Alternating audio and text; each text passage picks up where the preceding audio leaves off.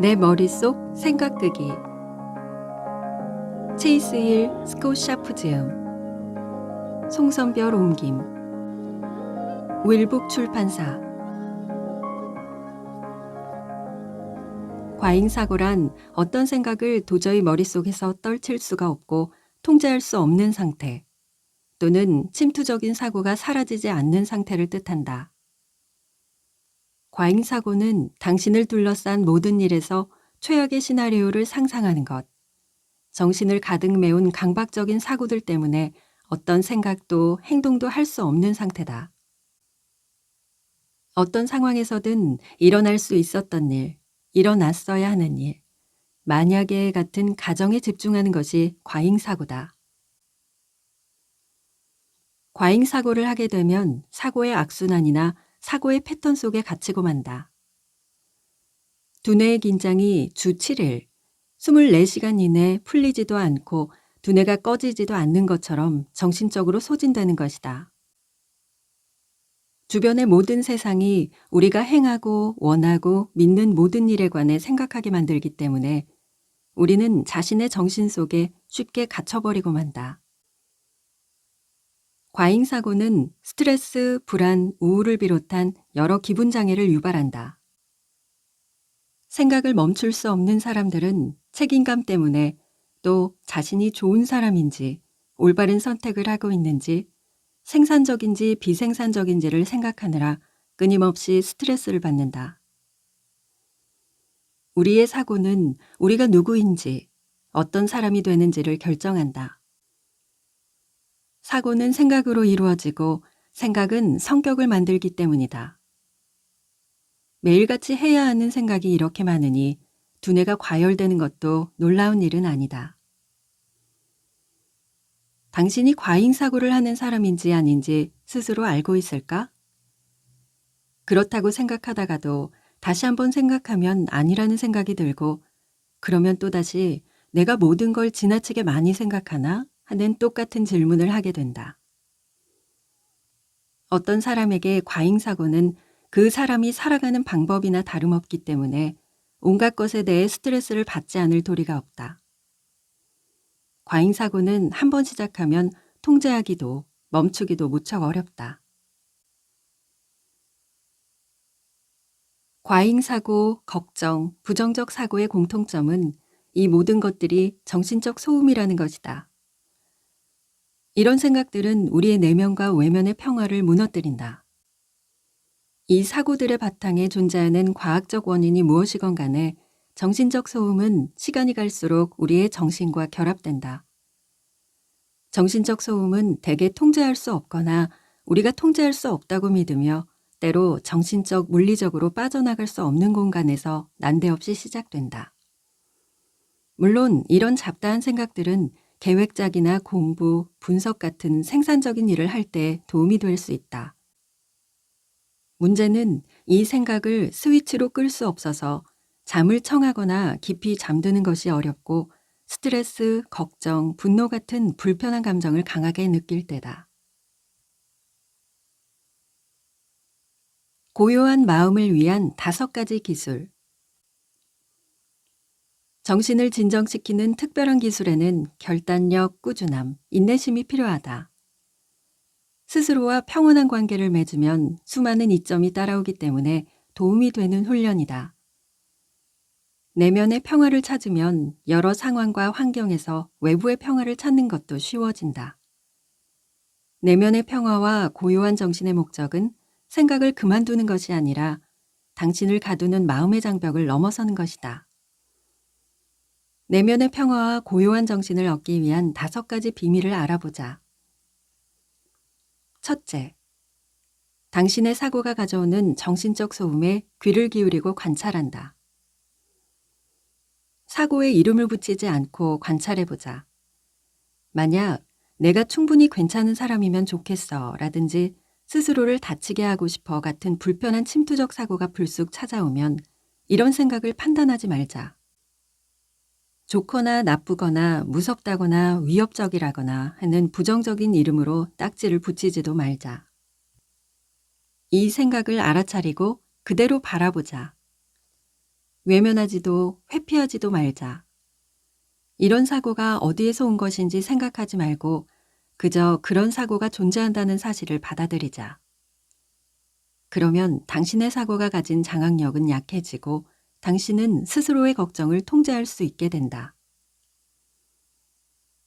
둘째, 의식적으로 목적을 갖고 사고에 도전한다. 이 기술은 인지행동 치료에서 중요한 것이다. 여러 심리학자들이 이 방법을 아주 중요하게 생각하는데 이 기술을 통해 자신의 사고를 통제하거나 다른 방향으로 바꾸고 스스로의 생각과 상호작용하는 새로운 패턴이나 습관을 만들 수 있기 때문이다. 스스로의 생각에 도전하면 통제력을 되찾을 수 있다. 우선 당신의 생각에 관해 스스로에게 질문하라. 만약 나는 충분히 괜찮은 사람이 아니야 라는 생각이 든다면 이 생각이 어디서 기인한 것인지 자문해보자. 혹시 비약적인 결론은 아닌지, 이런 사고는 어떤 인지적 왜곡에 들어가는 것인지. 다음으로는 긍정적인 점을 찾자. 당신이 충분히 괜찮은 사람이 아니라고 느끼게 만든 어떤 인생의 사건이 있었는가? 이렇게 질문하면서 이 생각이 어디서부터 시작된 것인지 그 뿌리를 찾아내보라. 그러면 왜곡된 사고를 진실로 대체하는 통찰을 얻을 수 있으므로 통제력을 되찾아올 수 있다. 셋째, 의식적으로 호흡에 집중한다. 때로 제대로 호흡하지 않기 때문에 불안해지고 걱정되고 거짓 경보 트리거가 발동될 수도 있다. 눈을 감고 호흡이 어디에서 오는지 집중하자. 배인지, 가슴인지, 코인지. 그 다음에는 호흡을 달리하지 말고 있는 그대로 알아차리는 연습을 해본다. 호흡이 어디에서 시작하며 자신이 어떻게 호흡하고 있는지를 알아차린 뒤 깊고 길게 심호흡하는 연습을 한다. 숨을 들이마시며 5초를 세고 3초간 참고 5초에서 7초에 걸쳐 내뱉는다. 마음이 차분해질 때까지 반복한 다음 평소의 호흡으로 돌아가 다시 눈을 뜬다. 넷째, 편안함과 의욕을 불어넣는 차분한 음악을 듣는다. 음악이야말로 가장 강력한 치료제 중 하나다. 가수의 마음에 공감한다면 그 아티스트를 좋아하게 될 것이고 노래의 가사가 당신에게 의미가 있다면 편안한 기분을 느낄 수 있을 것이다. 가사가 없는 연주곡을 좋아한다면 그저 리듬과 악기 소리에만 주의를 기울여 보자. 눈을 감고 여태까지는 미처 인지 못했을지도 모를 배경소음에도 집중해보라. 악기의 종류를 구분하고 멜로디를 외워보자. 다섯째, 매일 운동한다. 매일같이 운동을 하면 앞에서 이야기한 기분 좋은 화학물질이 분비된다. 도파민이 분비되면 두뇌의 세로토닌 생산이 쉬워지고 행복한 기분을 느끼게 된다.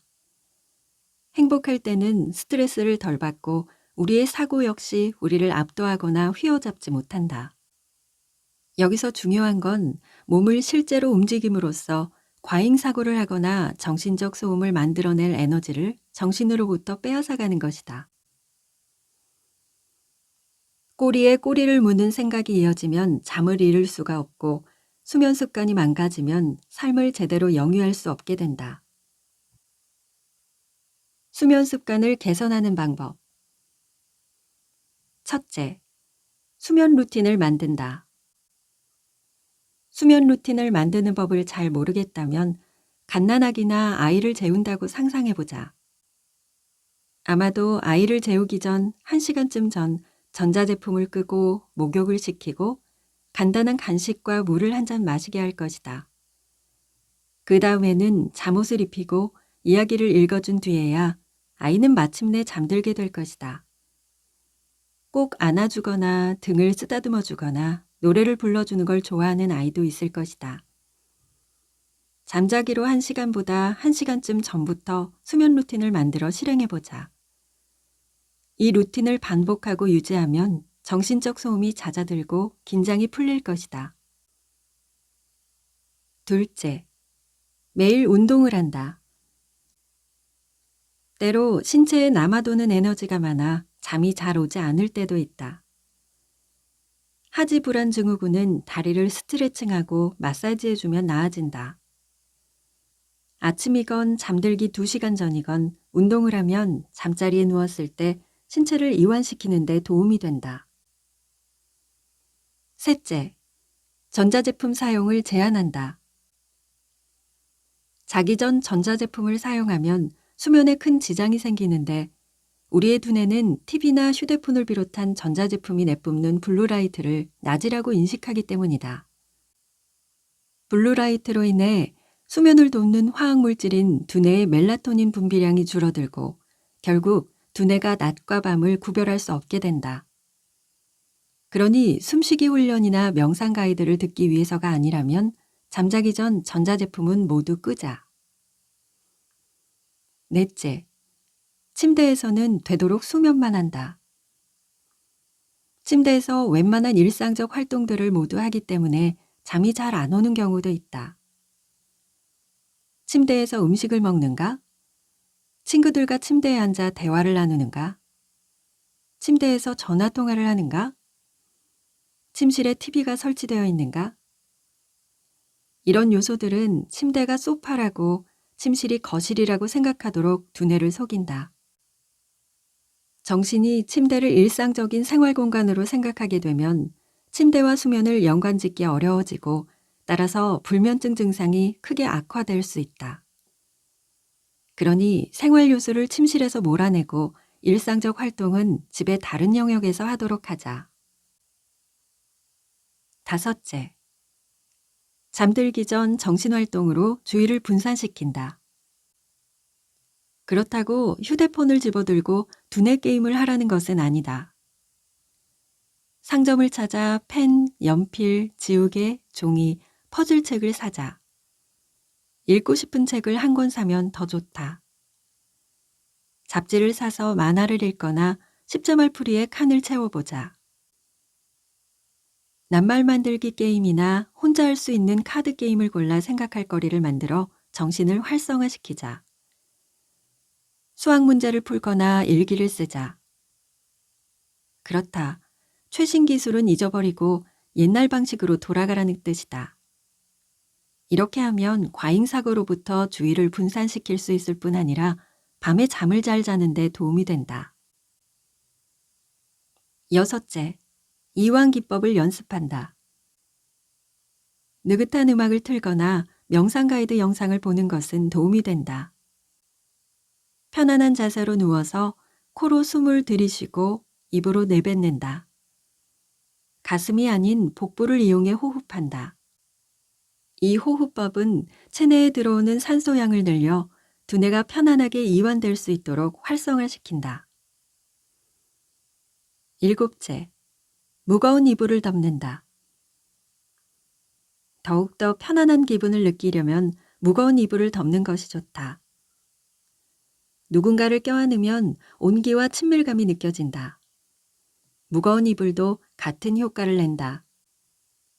그렇기에 잠드는 데는 별 문제가 없었지만 밤에 다시 잠을 깬다면 무거운 이불이 큰 노력 없이 다시 잠들 수 있게 하는 안전망 역할을 해줄 것이다.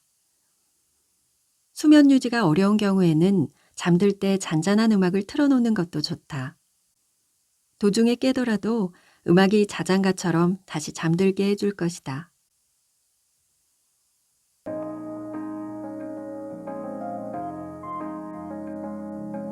이 책은 우울이나 불안을 몰고 오는 부정적 사고, 과잉 사고, 과도한 걱정에 대처하는 방법을 알려주는데요. 정신적인 소음으로 고통받는 분들에게 유익한 책이 되리라 생각합니다. 오늘도 긍정적인 생각으로 아름다운 하루 보내세요. 당신의 생각이 머무는 글 속에서 당신을 기다리는 낭만 독백이었습니다.